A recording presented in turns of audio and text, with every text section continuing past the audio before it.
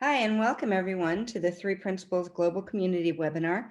The Three Principles Global Community, or 3PGC, is a nonprofit organization that's committed to bringing an understanding of the three principles to people throughout the world. Today, we have Linda and George Pransky with us.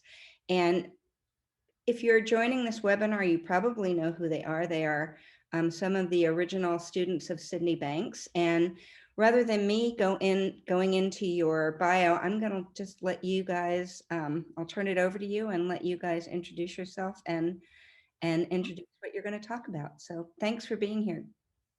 Okay, so I'll start again because it's recording now, but so we're on the Three Principles Global Community Board, we're members, and we brought on a lot of new members. And so we did introductions. Everyone went around and introduced themselves. And in our introduction, George and I ended up talking about our journey the last 2 years, because almost 2 years ago, I can't believe it's been almost 2 years, George had a pretty significant stroke as a result, a consequence of open heart surgery that he had. He had bypass surgery. And he had a 3% chance of having a stroke, and he just went ahead and did that. So, the last 2 years, it's been a lot. And so George and I talked about that, and the people on the board were really taken by what we said. And they said, oh, you should do a webinar on this. But, it came out of the moment. What we said came out of the moment. So I don't know exactly what we'll talk about, except that when we kind of were discussing last night a little bit for like 2 minutes what we might talk about today, I said, why don't we just talk about flying by the seat of our pants? Because that's kind of how we've lived our life. Not just lived the last 2 years rehabbing George from his stroke, but ever since, well, even before, did we fly by the seat of our pants before we met Sid, or did it happen after we met Sid? Yeah, it had, well, yeah,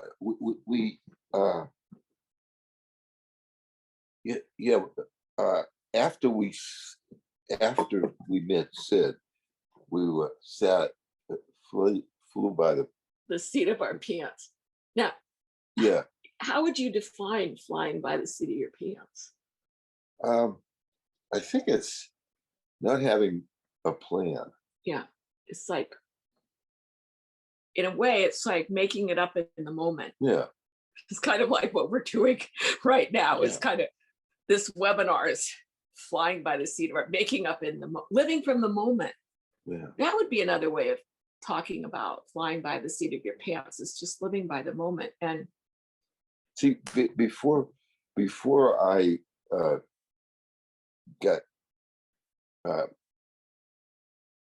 involved with Sid, and before that, I was on the GI Bill. What's that mean, being on the GI Bill? I was get money from the GI Bill. Yeah. That's how I supported myself. Yeah. And I was thinking of going into education because that interested me. But this faculty member, I love his name. His name was Mac Crooks. Mac Crooks? Yeah. Yeah. Talked to me about going. He said, George, if you're going into the GI Bill, you'll make much more money if you go into psychology than if you go into education. So is that why you went into psychology? Yeah, to make money? That was it. So that was enough convincing for me. I'm surprised that you admit that to all these people.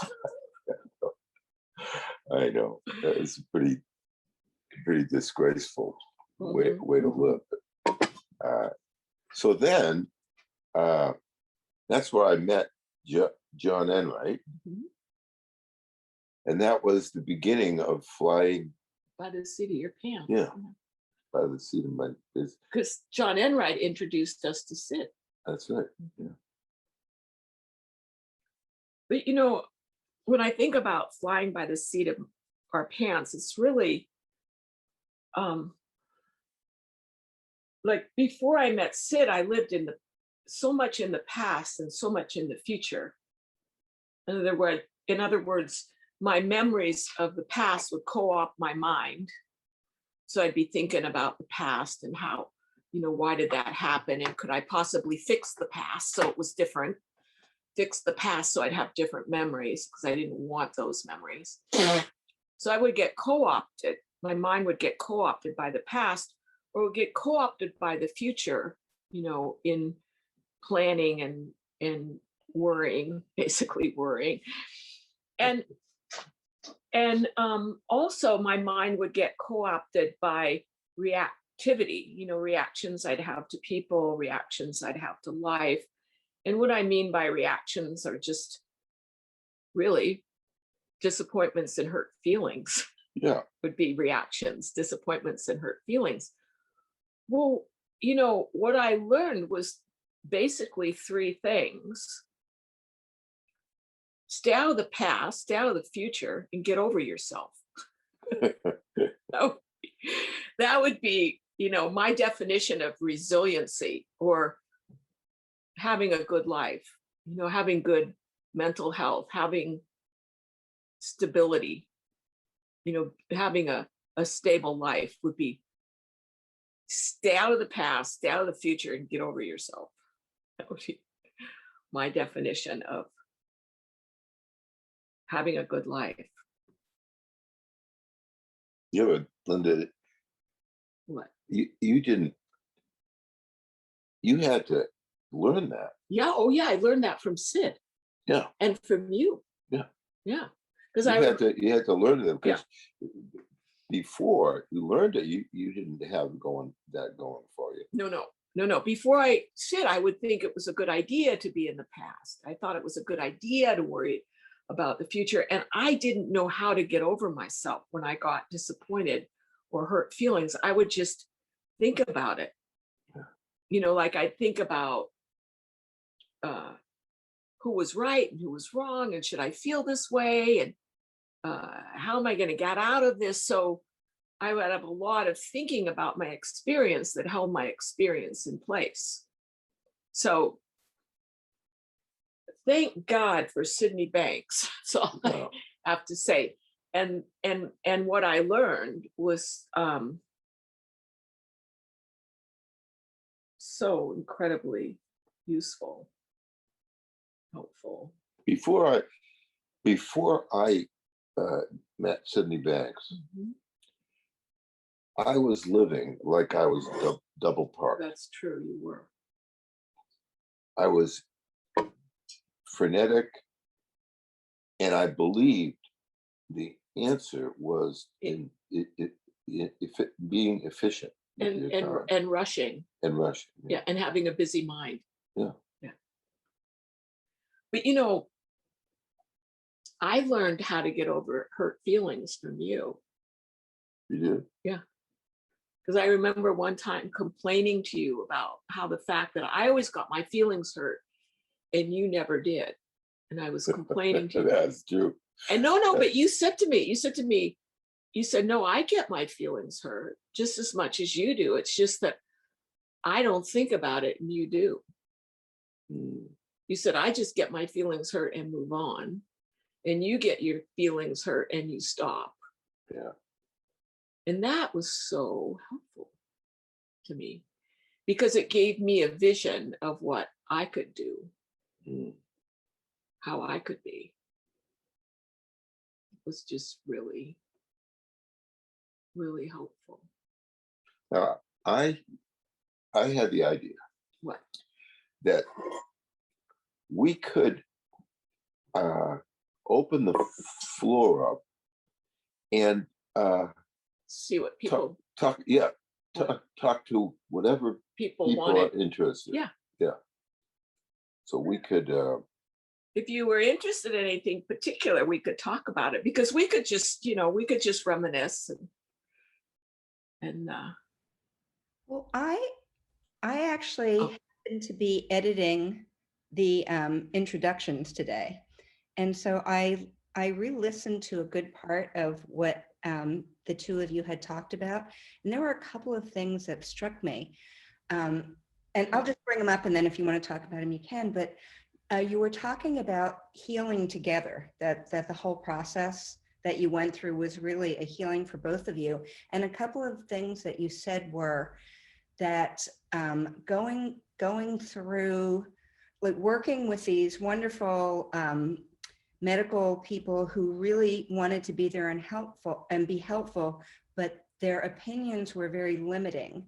And that you realized that you had that because of this understanding, and I'm paraphrasing it, so please excuse me if I'm messing it up, but because of the understanding you had, you were able to back away from that and stay in hope.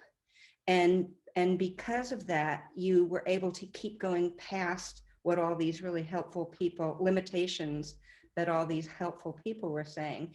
And one of the things, and I know I'm going to mess this up, but you said something like, if people knew that their circumstances were fleeting, they could stay in hope, or something like that. That if you knew that your circumstances were not permanent, that you can move on. So I don't know, these are just things that as I was listening to it this morning and editing through it, so I thought I'd just point that out. well, I'll tell you, Bonnie, I love the way you said that. That was really profound what you said. Well, it's what you said, or Linda, one of you said it. Yeah. No, but I'm accusing her. Yeah, well, that's what she heard. Yeah. Yeah. No, but it's true. See, what I learned from Sid is that, and I'm going to say this my own way, just because you think it doesn't make it true. And so just because people tell you something and put limits on you, like, oh, don't get too hopeful. Yeah. Your husband had a stroke. Don't get too takes a while. hopeful about it, And I'm like, just because somebody tells you not to be hopeful doesn't mean you can't be hopeful. And you, even if it's a doctor. Yeah. It's like what I learned from Sid is the realm of living in the realm of possibility. Even if the possibility doesn't come around, even if it doesn't happen, living in the feeling of possibility is an amazing place to live. It's an amazing feeling to be in. It's the feeling of what could happen, what's possible, what could come around. And the thing, I also believe that if you live in the feeling of possibility, that it promotes it. It promotes it. It promotes results. Yeah. I believe that. So why not live in the feeling of possibility rather than the feeling of limitation? And you know who's absolutely fabulous at living in the feeling of possibility is kids under this age of 7. Yeah, that's they're true. Absolutely fabulous. They're so creative and yeah, anything's possible. Yeah. They live in that feeling of that light feeling of possibility. But it's easy, or it's tempting to believe what people in authority tell you because they're an authority on medical issues, on any person in a position of authority. You think, well, they know, they've been around the block and they know. But the thing is, they're limited by their own thinking, and it may not be true in particular situation that you're in. And there's I found to a large extent just the magic of hope. Yeah. And how hope will float you through. You know, it's like it's a platform. Hope's a platform that will float you through, you know, circumstances that are difficult. So, you know, I mean, this is kind of a, you know, the ups and downs of being in a situation where you have a real medical problem that you're healing from. You know, there's a lot of ups and downs, but your home base becomes hope and possibility. And in that feeling of hope and possibility, those circumstances, which can be daunting at times, become an adventure. It's like George and I went on an adventure, really. We're still on it. Actually, we've been on an adventure our whole lives, haven't we? And so are you, actually. That's true. Whether you know it or not, you're in an adventure. Your life is an adventure. You think about it. Actually, if you fly by the seat of your pants and you live from the moment, your life is an adventure. Feels like one anyway.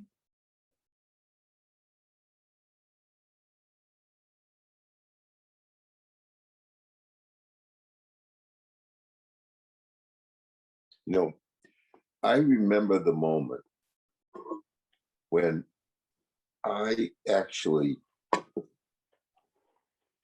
gave up on life and felt like, You mean after your stroke? yeah, there wasn't, I gave up my hope.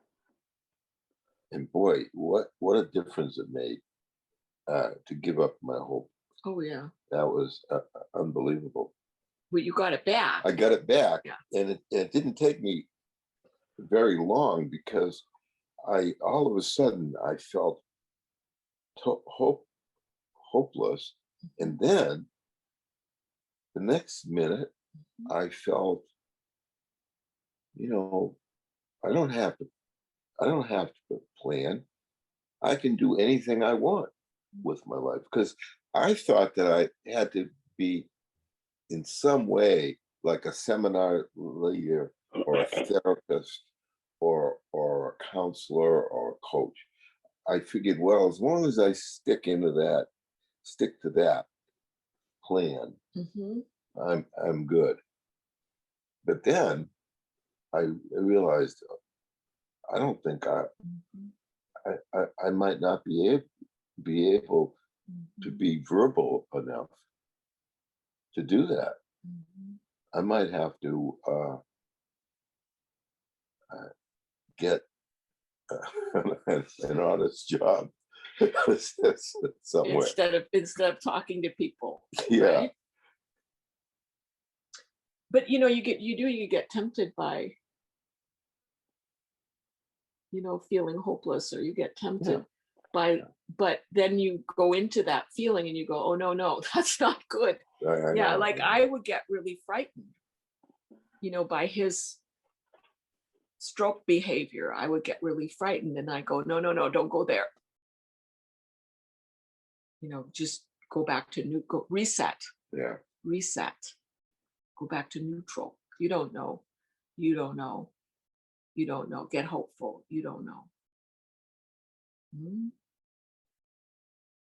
But the thing is, I feel a fool that I didn't take the advantage of all the closeness that you and I had.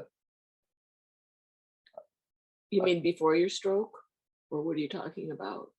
Yeah, before my stroke, I took for granted the closeness that we ultimately experienced, and I felt like I was a little bit of a fool for doing that.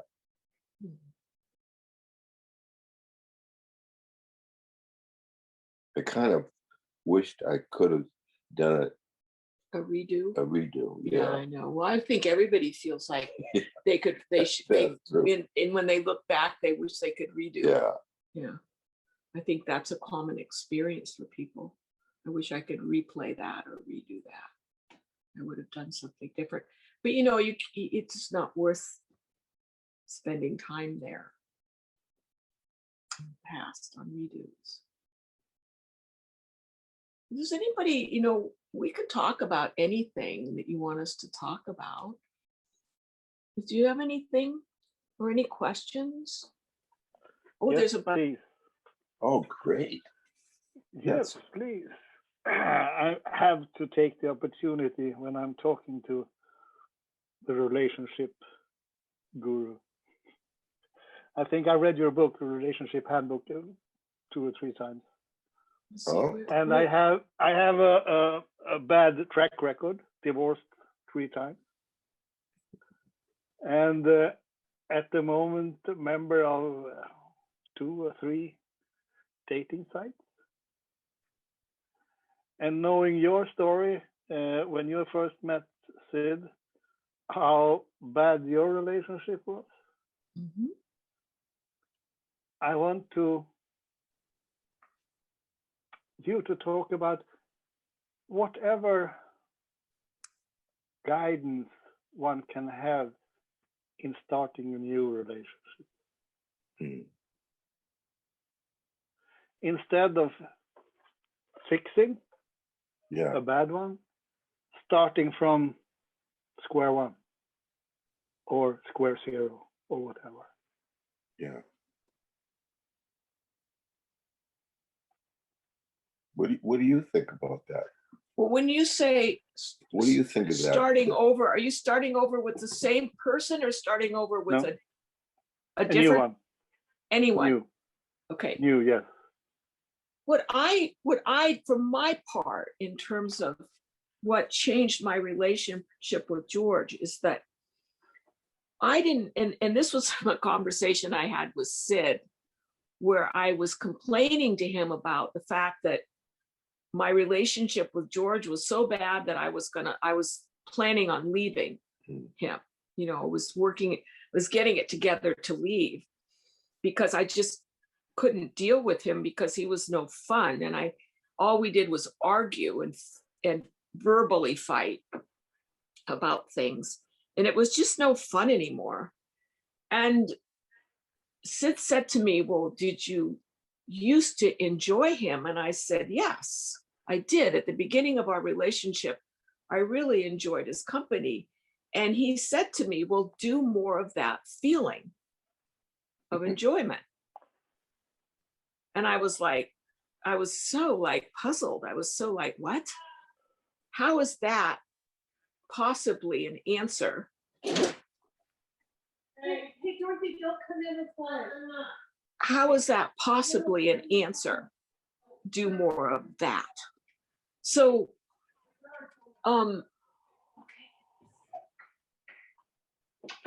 is that George? We had somebody, okay. So it really struck me as the wrong answer. Like he just gave me an answer that didn't work. But after I walked away from the conversation with him, I had the insight of, well, of course, if you want to have a good relationship, you have to enjoy the person more than criticize them. That was my insight, because I realized that I was constantly trying to fix myself and fix George. So when I met Sid, I was always looking at what was wrong with me and trying to fix it. And of course, I was doing the same thing with George. I was looking at what was wrong with him. And there was a whole lot wrong with him. And I was constantly at him to, now, if somebody's at you, trying to fix you, you don't like that. You know, people don't like being criticized. So he was coming back at me. He was reacting to my criticism. So that was the conflict. I'm criticizing him, he's reacting. And I went, well, no wonder we have a bad relationship. After that insight, I started going at him with the feeling of enjoyment rather than the feeling of trying to fix him or the feeling of criticism. Now, Linda, was it really that simple? Yeah. It was that, well, in addition, I had to forgive the past. Yeah. There were things that I had to forgive. Yeah. And that took a bit because memories would come up and I'd be really angry and I would have to forgive those incidents. But the logic of it was that The simple. logic was that simple. If you want to have a nice relationship, you have to enjoy the person more than criticize them. Yeah. That worked. I don't know if that answers you. I don't know where you went. Well, yeah, here I am. Well, in a new relationship, there is that kind of pink time. Everything is pink and go Yeah. washed up. Yeah, you know. And then there comes the past the pink time, and we start to see those wrongs, faults Yeah. with our new partner. Yeah. And that's where the shit hits the fan. Well, but see, that's where you have to look. That's where you have to, you know, the expression, love me, love my dog. Yeah. Well, I mean, people come with their dog. I mean, and with the dog with the shedding fur and the muddy feet and barking when they shouldn't bark. Yeah. And maybe even biting when they shouldn't bite. And I mean, people come with their frailties. Everyone has human frailty. And it's like you forgive it, you work around it, you accept it. Yeah, and not taking it seriously. Yeah, I've been working with a man with MS for 2 years as his personal assistant, and he has had it for 30 years. And of course, on occasions, he get heated. And I found that just let it pass. Sip your mouth and let it pass. And 2 minutes later, it's forgotten. And we are all good friends again. Wow. So I imagine it's kind of the same with a new partner. Yeah. Just let it pass like a cloud on the sky. Or you get a meeting of the minds, you have a discussion, like you get a meeting of the minds. Yeah. Like one thing that George and I got a meeting of the minds about is that we weren't going to have low mood conversations. Right. Yeah. So if he was in a low mood and I was in a low mood, we weren't going to talk about things because we just fight.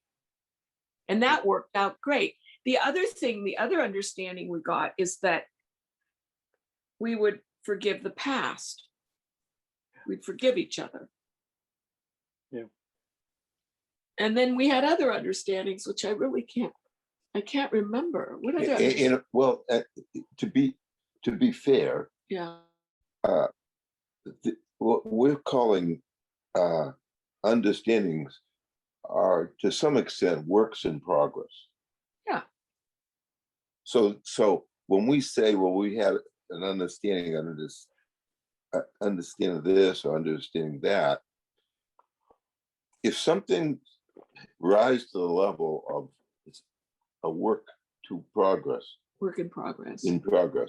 we call that a solid understanding. That's right. Okay. But we have a lot, I mean, couples get their own understandings, they have their own culture. Like George and I have an understanding that we don't do cynicism. It's an understanding we have. Yeah. Now, you wouldn't have to have that understanding as a couple. But we do. We have that understanding. We don't do cynicism. It's a good one. And we're really solid on that. And so we don't even think about it. Really, it just occurred to me that when I'm things are understandings are occurring to me, like, and we have the understanding that, like, for example, like sometimes George just really wants to be quiet and doesn't want to talk. And sometimes I really want to be quiet and not want to talk. So we have that understanding that it's like, he'll say, don't talk to me. And it doesn't hurt my feelings because I know he wants to be quiet. And I'll say to him, don't talk to me. I want to be quiet. So we have an understanding about respecting a quiet mind. Now, other couples wouldn't have that. No. Yeah. But I think it's like you just work it out with people. You work it out. And I think the other thing is, I think it matters that you want to be in a relationship, that you're not ambivalent about it, that you want to partner. Commitment. Yeah. Because some people, it's like they could go either way. And if you could go either way, then it's easier to get caught up in what you don't like about them. Because you think, well, I'm really happy living alone. Maybe I don't want a partner, you know? So I think it matters because see, I want a partner. So that motivates me.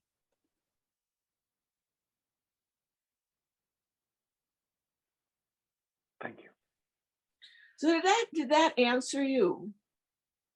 Yeah. Good. Yeah, what else? Yeah, you're welcome. Any other questions? Yeah. Hello, Linda and George. Thank you Hi. for spending time to talk to us. It's a privilege. I am fairly new to the principles per se, as in I got introduced to it 2 months back, sorry. But I was always brought up with the ancient scriptures like the Upanishads and the Bhagavad Gita.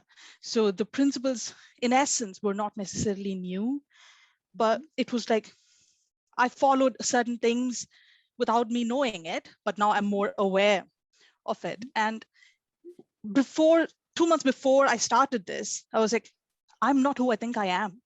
My consciousness is who I am. So I am more than all of this. And that sort of understanding was there.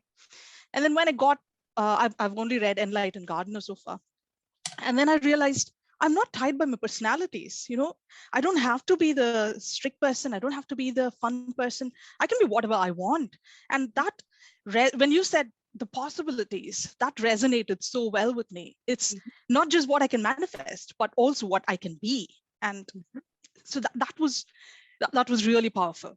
Now, when you said about the possibilities, you also said a few things about goals. Like, you didn't quite use the word goal. You don't need to have like your 5-year plan and your 10-year plan and so on. And I had this vision of, you know, in 5 years, leaving my corporate life and becoming a life coach sort of a thing. But then I've only been 1 year into my plan. I already registered, not quite registered as a company, but I've declared that I'm open for coaching because I felt the shift in me. And I just took the word of all you guys saying, when you have a certain grounding, go for it. Because there are so many people in the world who don't have that. What is your take on manifesting? Because I feel like some people will struggle. A lot of people are going to struggle with a lot of things in the principles because they need to feel the shift. They can't just think about it. So one of the things that they could struggle about when living in the moment could be, what if I don't have a plan? How am I going to make a living? And how am I going to support family? Are you saying I should be goalless? Are you saying I should not have a purpose in life? While I know it's not quite what we're saying, you could have an intent and things could flow in that way. And you said it very well, hopeful, being hopeful. But the best part of it I picked up is, even if you're hopeful, if things don't go your way, you're not going to dwell on your disappointment. So no harm being hopeful, just be hopeful. The biggest problem with hope is usually the consequent disappointment if things don't go your way. So that really resonated as well. What is your take on manifestation? Do you think when we start giving away all those overthinking and you have an intention, you will manifest things? In theory, yes. In theory. But that's not, I don't have a deep enough understanding of that to answer, to say yes or no. In other words, I don't have a deep enough grounding in manifestation. I don't understand it. I understand it intellectually, but I don't understand it in my feeling, in my gut. So I can't really comment on it. I mean, one of the most shocking things that came out of Sydney Banks's mouth is he just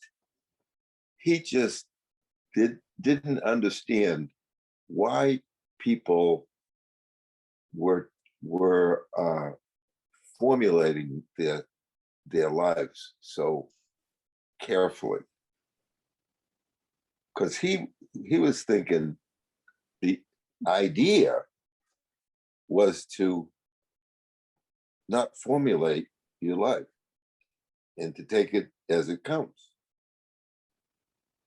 So one of the things that he was surprised was how people all of a sudden thought it was a good idea to, formulate their life and get on with their life and all that. And he just didn't understand why that matters so much to people, because it was up to him. He would just take life as it came, and he was great at doing that. He was brilliant at doing that. So frankly, I just don't understand why people put so much energy in formulating their lives. And not that that's right or wrong. I mean, if people want to formulate, fine. But I find that that's where, like in my clients, the clients that I have, a lot of it is their struggle and stress comes from their trying to formulate their life. They're all stressed out and struggling because they're not getting the form that they want, And it's no accident that kids are absolutely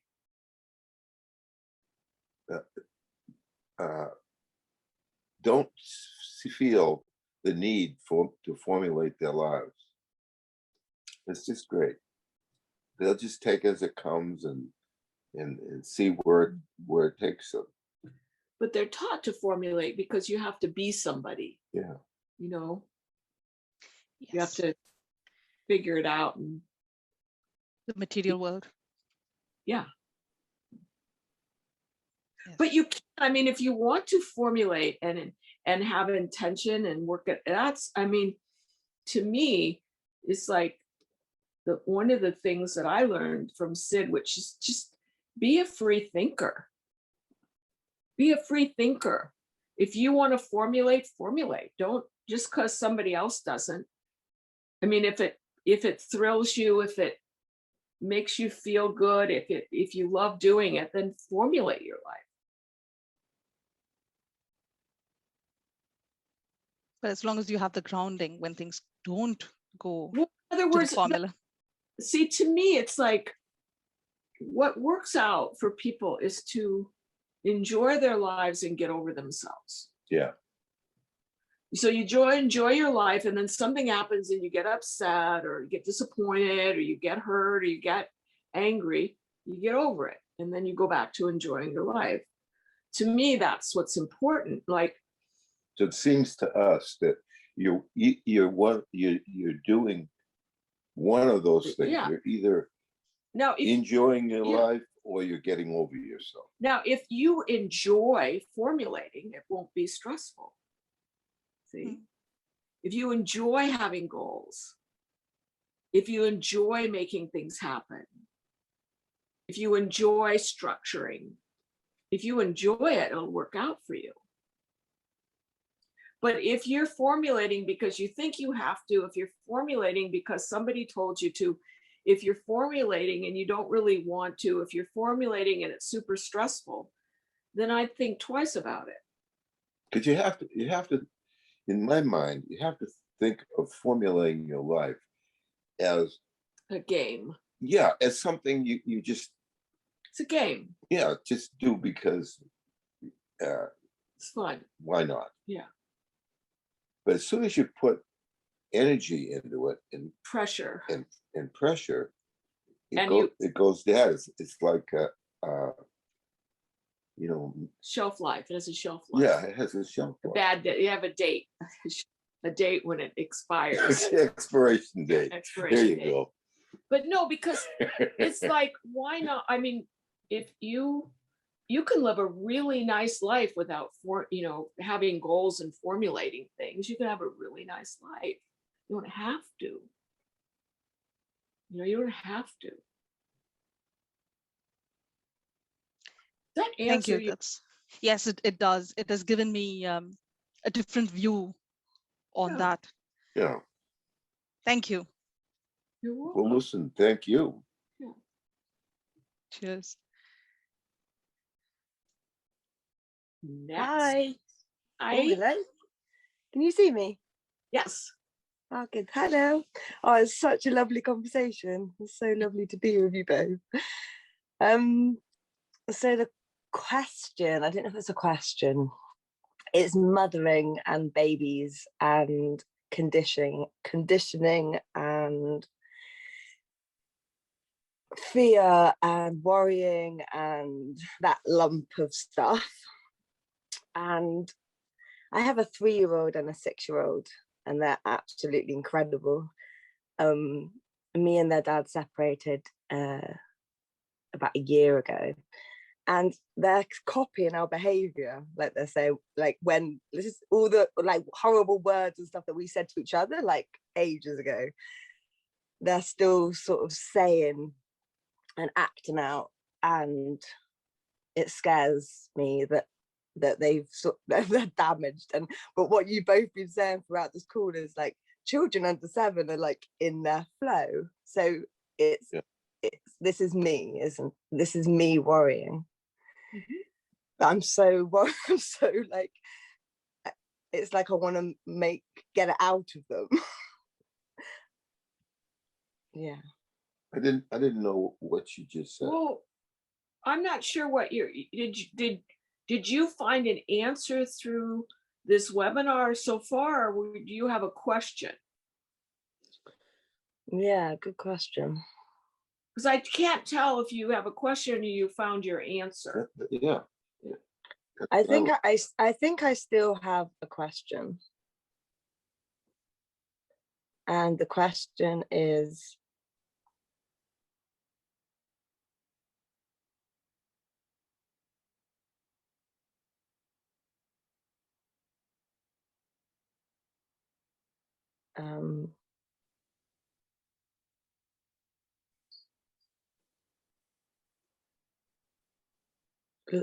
yeah, no, I don't know what the question is actually. Yeah, I don't know. Just see, here's the thing. If you feel like you've done something in front of your kids that you didn't want to do, all you have to do is talk to them and say, I did something in front of you that I didn't want to do. And I want to apologize, or I want to take it back. That's not I made a mistake by doing that. And that's not where I want to be coming from. That's all you have to do. That's teaching them. Yeah, I suppose it's that fear that it's like that they're damaged. No. That's they can't get rid of it. I suppose it's that, and actually, yeah. Well, listen, if they, maybe they heard those words early, but eventually they'll hear those words. That's true. But it's like if I got really mad at my grandchildren, I would go to them and say, look, I'm sorry. I said what I said. It's not where I'm really at. It was just anger out of the moment. Forgive me. Yeah. Because you're not perfect. People make mistakes. And if you tell people in your life, look, I made a mistake. And I want you to know that's not what I live by. That's not who I am. Yeah. Ultimately who I am. That's who I am when I get reactive. That's who I am when I'm in a low mood. But it's not where my heart is. And people understand that. They understand. They go, oh, okay. Yeah. So what you really I feel like I do that, but I suppose the bit is that like now they're saying all these words back to me, so they're copying them back. they're and saying, it's like, and how do I stop that? probably they're doing it because they know you don't want them to. Right? Yeah, Right. of course. Of course. Yeah. So there you go. You know. Yeah. Yeah. If kids are amazing, they pick up on stuff. They pick up on, even if you don't want them to do a little bit, they're like, oh, okay, they don't want me to do that. Do it. So funny. Yeah. Thank you, guys. Yeah. Okay, who else do we have? Yeah. Hi, George and Linda. This is Isabel. Hi, Isabel. Hello. I would love to hear more about your spiritual experience through all of this. I know Sid had said, remember, this is spiritual, and living this life by the seat of your pants and living maybe more carefree, clueless, in forgiveness. I'm wondering, just what has this experience done, and has it always been there? Has your understanding grown deeper because of the body issues, or are you realizing anything different about attachment to form and bodies? And is this what maybe Sid even talked about? I'm not sure, on this divine illusion. Is this really real? This earth experience, all these body things compared to something more? I'd love to hear your thoughts on this. George. Well, it was a. Is this illusion really? Is this a stroke illusion? This stroke, is that an illusion? Yeah, that. It's, let's say it at the very least, it's it's like a powerful mirage. So what happened to Linda and I, we were all of a sudden sucked into what we considered a powerful mirage. That's true. And it just took us on a ride. And we didn't know where the ride was going. And to that extent, we didn't relax, enjoy the ride. And we missed an opportunity there. So, but the spiritual aspect of the ride would be hope. See, hope to me is spiritual. yeah, Living in the realm of possibilities is spiritual. Faith, having faith, is spiritual. Okay. Those are spiritual qualities in my book. Those aren't, to me, they're not, that's not psychology. That's spirituality from the spirit. There's hope, possibilities, and faith. So I don't know what to say about the spiritual. Like when I feel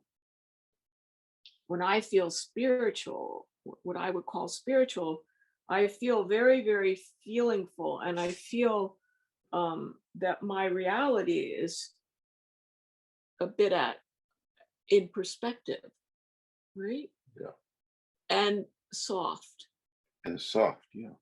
So that when you have your reality, when I feel in a spiritual, what I would call a spiritual place, my reality, I feel like I have some distance from my reality, so that I'm not as shaken by it. Yeah, that's a nice, yeah, Would you say the same thing? Yeah, I said that was really, Yeah. we've gotten very soft together, Yeah, and that's true. we just don't uh, uh, see how to say it. I'd love to say it good. That would be great if I could say it good. That would be outstanding. The thing that's different for Linda and I that is absolutely refreshing is that we feel like we're can start again. What do you mean? Well, it feels like to me like we can make mistakes, get over them. But we just it feels to me like we have a chance to do it again. But don't you think we've always felt that way since we met Sid? Or are you just saying that it's deeper in that? We're deeper in that understanding of starting again. I'm not sure what you're saying. Well, no, I think we are we always have been.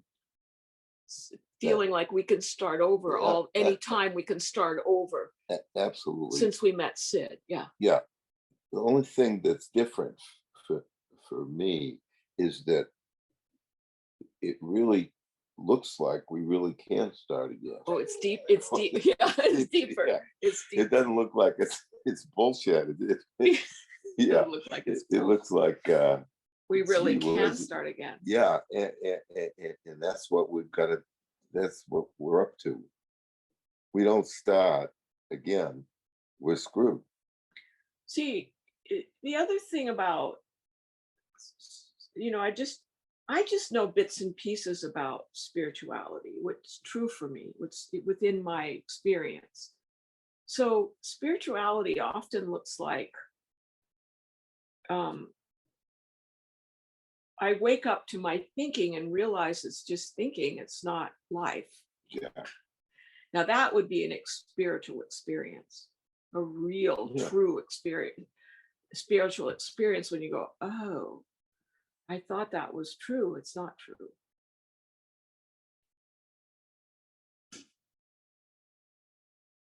And I mean, like, like a simple, like something very, very simple would be like I woke up to have-tos because for a long time, I would live my life according to have-tos. And then I woke up to, oh my goodness, I made that up. That's not true. That's not, you have to live your life according to have-tos. And I know there are ways that I think that are invisible to me that I'm living as if they're true. And over time, those thoughts that are invisible become visible, and then I can question them. Do I really have to, is that really life or is that just thought? And I know it probably sounds very silly or a non-event to some of you about have-tos, those of you that don't have have-tos. But I mean, have-tos really ran my life.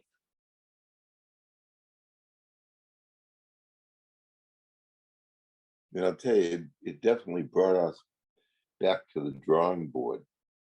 When we had the stroke. Oh yeah. It brought us back to the drawing board. Yeah. And it showed us how much our life was just bullshit. And we just didn't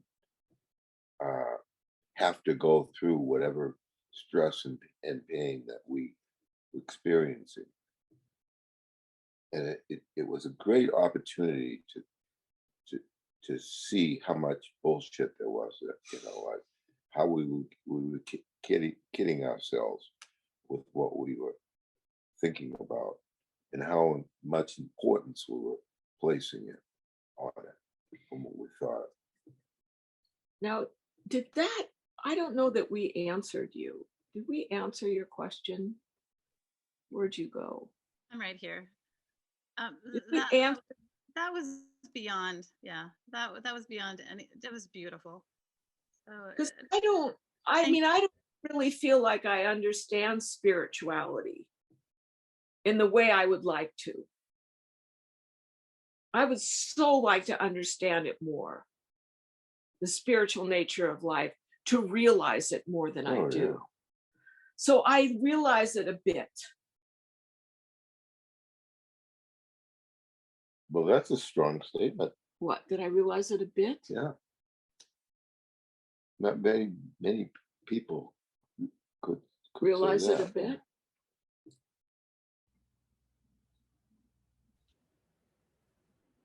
I mean, it does a lot for us to talk to you in a heartfelt way, like we're attempting to do it now. It does something else, because there's things that we want to say, that we'd love to say, And you give us the opportunity to say. You have the opportunity. So you're doing us a tremendous service. Because you bring out things in us Yeah. that we didn't know we knew. Yeah.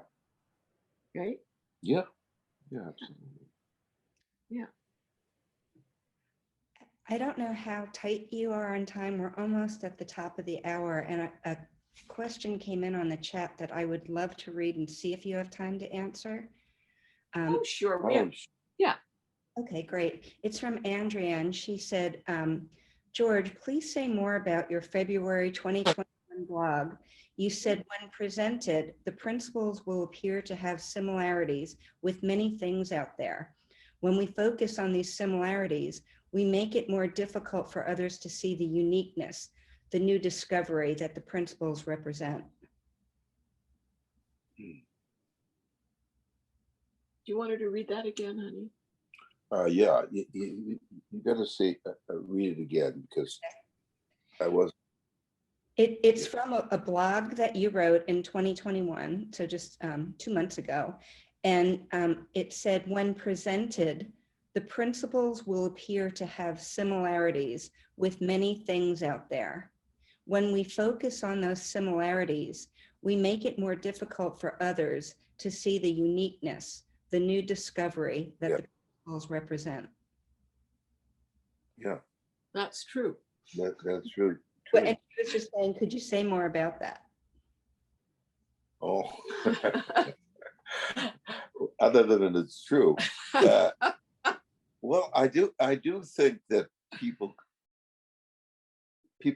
can get lured into thinking, oh, well, it's all just all the same stuff. So the hard part for people Is to see the uniqueness. Yeah, is to see how the principles are a game changer to people, or can be a game changer. Now, could you give an example about the uniqueness from other spiritual disciplines? Well, it so happens that that's something I'm very interested in, is expressing it. The uniqueness. The uniqueness of it. Yeah. So go ahead. Well, I couldn't do it justice unless With the amount of time you have. Yeah. But the thing is, for the George is going to do the discoveries of Sydney Banks. He's going to do a series of webinars for you guys on the discoveries of Sydney Banks, and that uniqueness would be highlighted, right? Yeah, that would be how that's what we would. So if you stay tuned, there will be, I think, 10 webinars on the discoveries. Yeah. That's going to start when, Bonnie? May 25th. It's based Yeah. on a paper that George wrote, and it called the Discoveries of Sydney Banks.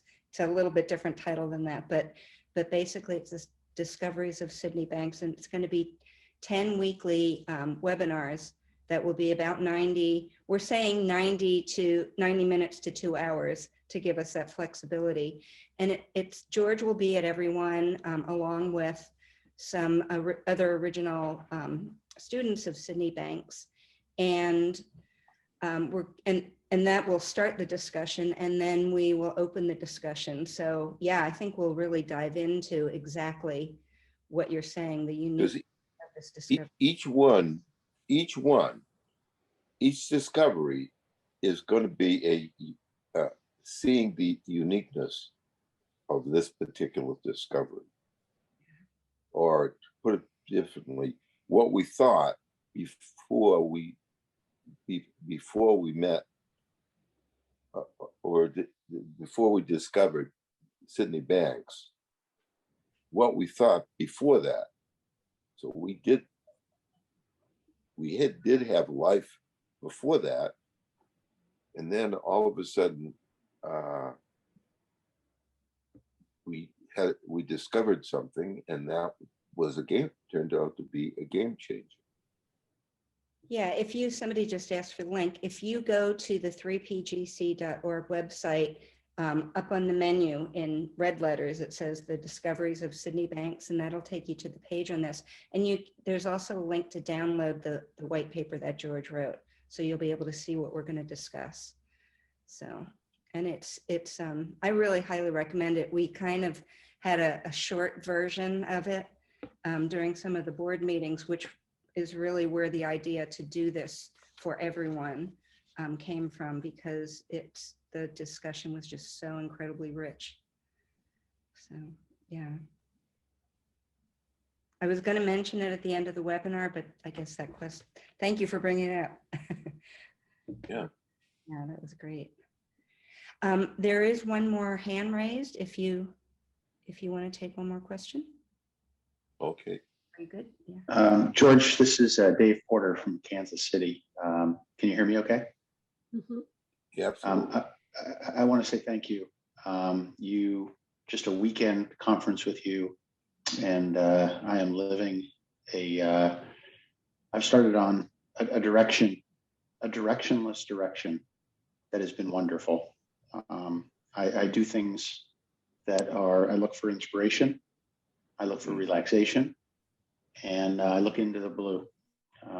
I was, as you described me, the pure definition of tied up, anxiety ridden, and busy mind.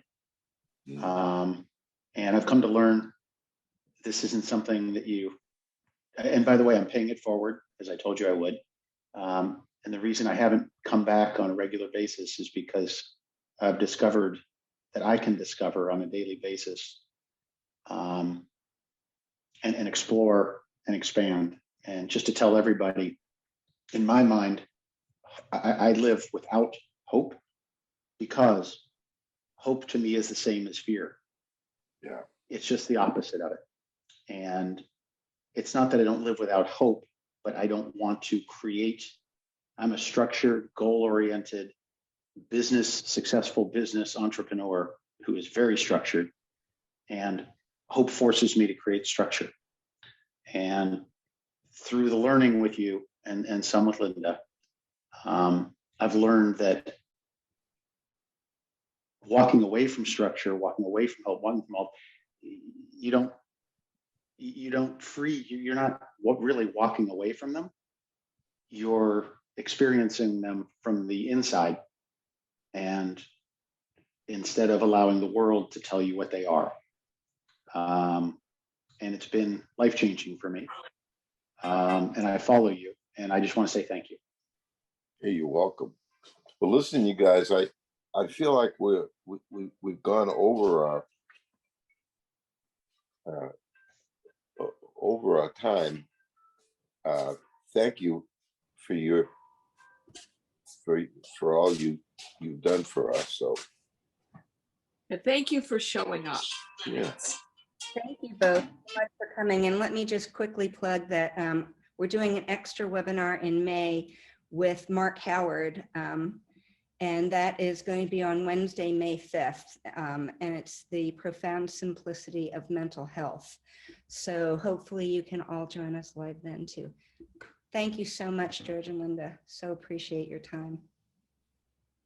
Thank you. You're welcome. Thank you. Thank you. Thanks. Thank you. Thank you so much. Thank you very much.